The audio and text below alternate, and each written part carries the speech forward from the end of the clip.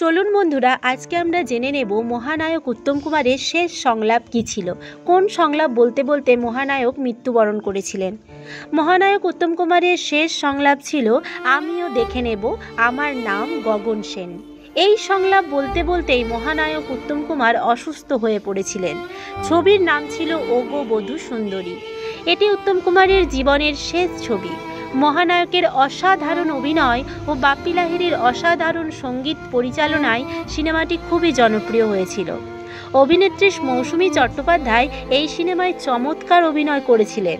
তবে এই সিনেমার সবথেকে নজরকাড়া চরিত্র অবলাকান্ত চরিত্রে অভিনয় করেছিলেন সন্তোষ দত্ত মহাশয়। বাপ্পি লাহিড়ী নিজের কণ্ঠে গেয়েছিলেন মালবিকা অনামিকা গানটিতে তারুণ্যের ছোঁয়া যেন এক ঝলক টাটকা বাতাস এনে দেয়। আশা ভোসলে গিয়েছিলেন তুই যত ফুল দিস না কেন এই গানটি। এক কথায় এটি একটি অবিস্মরণীয় গান। আবার পার্টি সং হিসেবে ও ড্যাডি ও মাম্মি গানটির আবেদনও দর্শককে মুগ্ধ করে। সব মিলিয়ে বলতে পারি গানের জন্য এই সিনেমা অনেকটা এগিয়ে ছিল।